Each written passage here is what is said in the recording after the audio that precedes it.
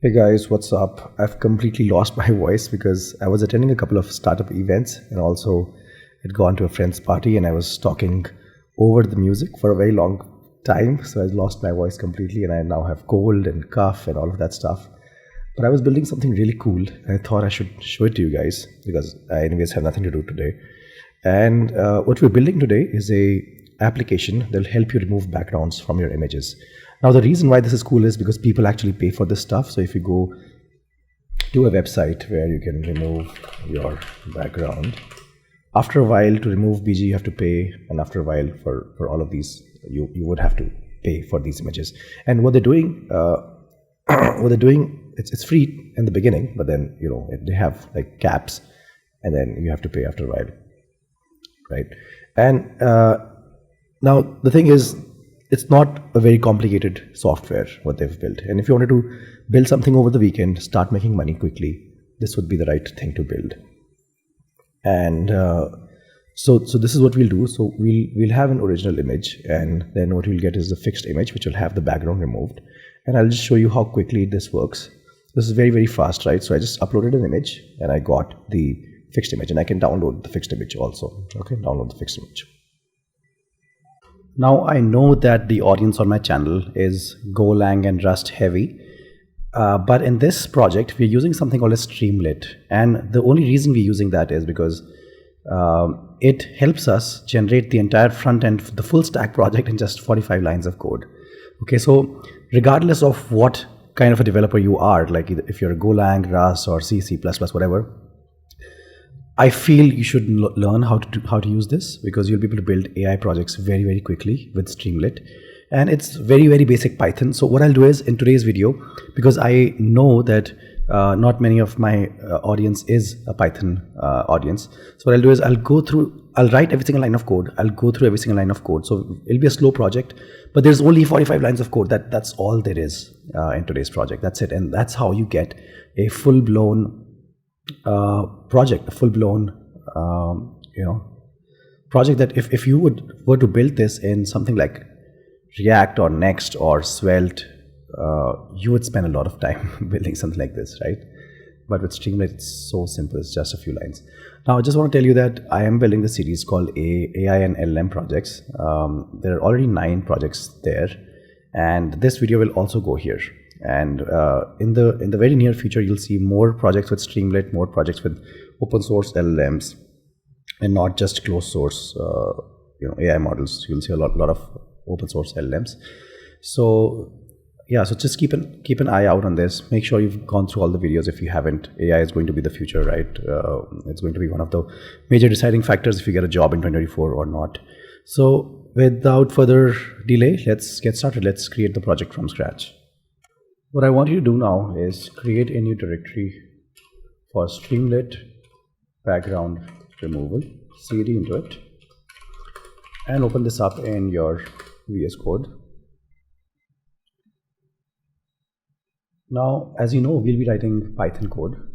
That's how we'll be accessing Streamlit. So you'll say background remove.py.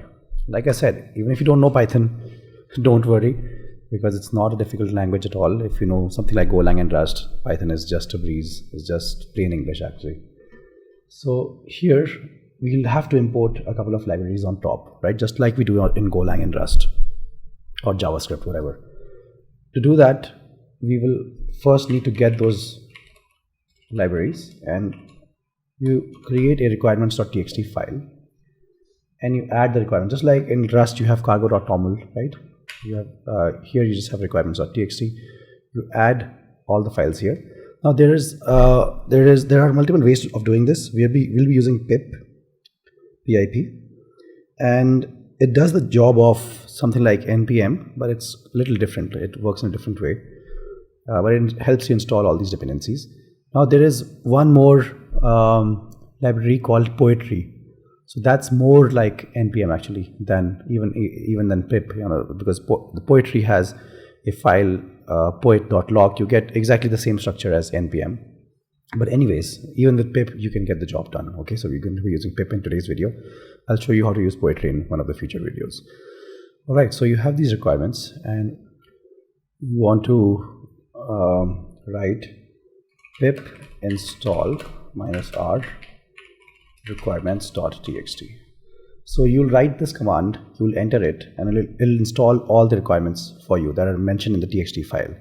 I won't be doing it because I already have all of those dependencies, so I don't need to do any of that. Now, once you have the requirements, you need a sample file to start with. So I'm just going to put this zebra.jpg. You can also put any other file that you want.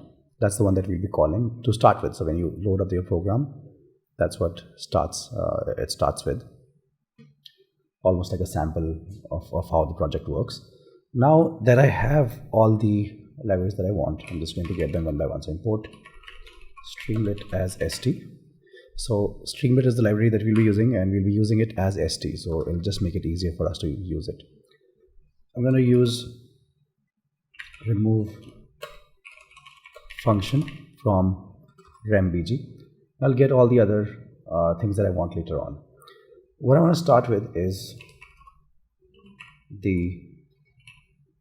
so I'm going to be using st, which is streamlit.set page config, and you have layout equal to wide. All right, and you have the page title. This just like setting the page title and everything for the project. So it'll be image background remover. And then when you look at the project, you'll see that it says remove background from your image. Then you have this puppy face, and then you have this grin face, and then you have some line here. Then you have original image with a camera icon and fixed image with a wrench icon. So we want to do all of that now. So we'll say st.write, just straightforward markdown. So for markdown, use these two hashes. Background from your image and st.write, and here to use an icon you'll do something like this, dog. This is how you get your dog icon. So the text we had written there was try uploading an image to watch the background magically. And then you have full quality images can be downloaded. Can download it from the sidebar with the grin. Okay. So at least now you've written this and this with the grin. So slowly your app is getting built. And then I'll have st.sidebar .write. Whenever we use the .write method, just remember we are always writing markdown.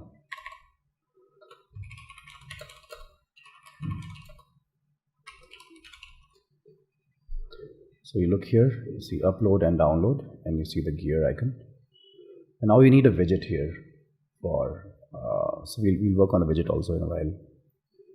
Okay, so first things first, let's set the constant for the max file size.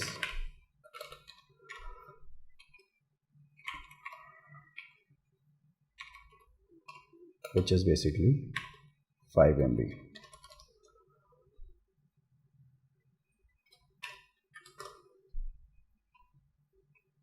And then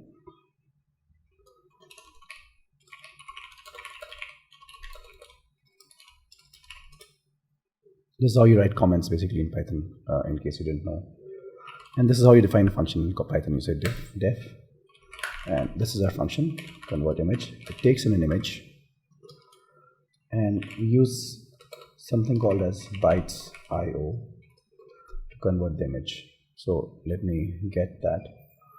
So I'll use from IO, import bytes IO. And this is in my buffer, and I will save the image. So I'll save whatever image the user uploads. I'm going to save it in the format of PNG. So we'll be able to easily remove the background of the PNG image. That's why I want to convert that into PNG. So if you remember, I have a zebra.jpg. So first it will be converted into a PNG, and then we get buffer.getValue, and I'll get the value in bytes and return byte IM.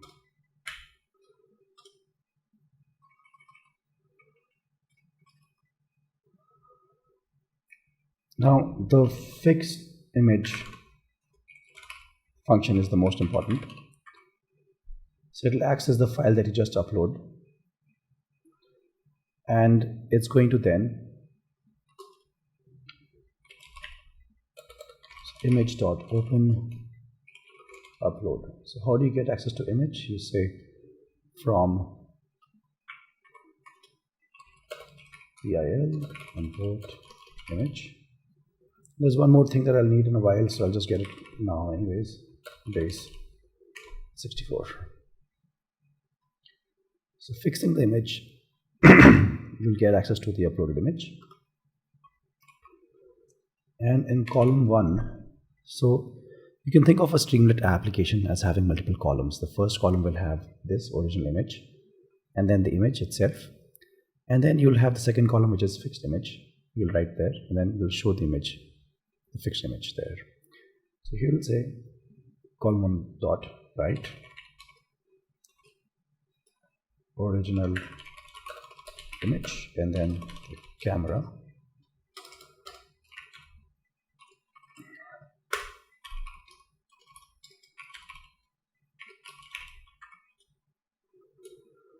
and then to get the fixed image, which you want to show, the fixed image you want to show on the right here, fixed image. To do that, I will call the remove method function, and I'll pass in the image, and I'll say column2 dot write fixed image, and I'll show you this the wrench icon. Okay. I'll show you column2 dot image fixed. All right, and then on the sidebar we need a widget. This is the widget to drag and drop the file, and also download the fixed image. Before we go any further, just want to tell you about this course that I've launched recently. It's called the 6 AI plus Golang projects. These are all advanced projects. So if you're a Golang developer looking for a job in 2024, you would benefit a lot from integrating AI into your workflow. So we built 6 awesome projects: a Discord AI bot, a Whisper API bot, which is speech to text conversion, Telegram AI bot, Kubernetes AI assistant, Terraform AI copilot, and a full-blown terminal AI assistant. Just this project alone is about 7 to 8 hours. So it's 26 hours of content. And I shared with you extremely detailed planning exercise for each project, and the code is well documented, and I'll explain every single line of code in this project. So now let's get back to the code. The link for that course will be in the description of this video. Make sure you check it out. Don't miss out if you're a Golang developer. Anyways, now on the st.sidebar.markdown /n st.sidebar download button, we have download the fixed image, convert, and call the convert image function, and pass in fixed fixed.png is what you'll be able to download. And obviously we have to close that bracket from there, comma image /png. Okay, so that's how you get your download fixed image button out there. And column 1 comma column 2 is equal to st.columns, 2 columns. And now we'll create our uploader widget. So st.sidebar.fileUploader. So that's how you get the access to the uploader widget. Upload an image is the message that you can keep there, and you can accept multiple images. So PNG, the thing is you don't have to write validations on your own.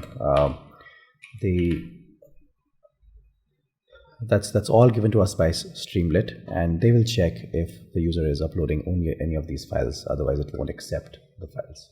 Okay, like for example, WebP or something like that, or SVG, they won't accept it. It won't accept it. And now we'll say if my upload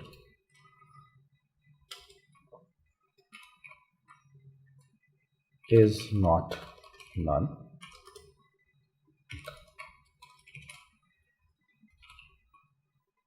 dot size max underscore file size, then we'll give. So if you end up uploading a file bigger than what's allowed, which is 5 MB, then you'll give an error. Otherwise, yeah, so I drag and drop files here, limit of routes files. That's the uploader you get there. And here you'll say the uploaded file is too large. Upload an image smaller than 5 MB.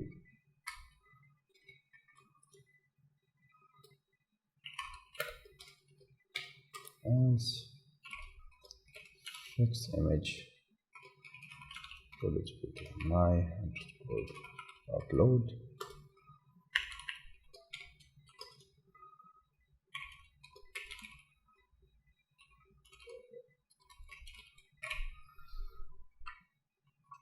Okay, so start with 0.png. That's the one you start with. If there's no file uploaded, so that's the base default. That's our entire code. Very simple and straightforward. And now what we'll do is we'll go ahead and run this project. So we'll say Streamlit run.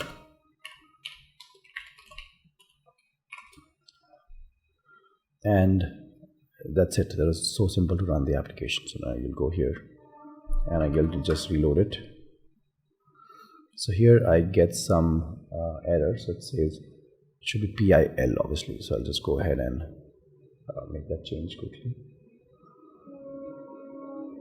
in the code.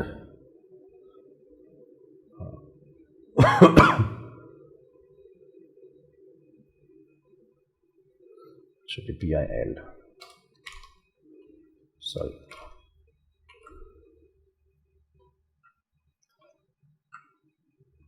Okay.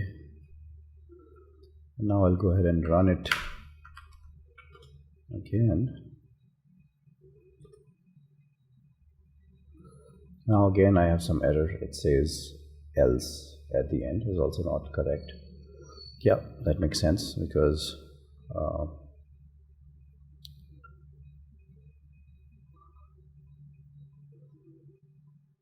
this else is actually supposed to be out here at this with this level. So just check out the indentation, right, with upload and else, and this is for this max size and else. Okay, so just make sure you have that correct. And now what we'll do is we'll again go ahead and run the program. See if it works this time. Okay, so got some issue here. So it has no attribute called cider bar, which is this is a typo from my end, and this is on line 14. Sidebar. Right again.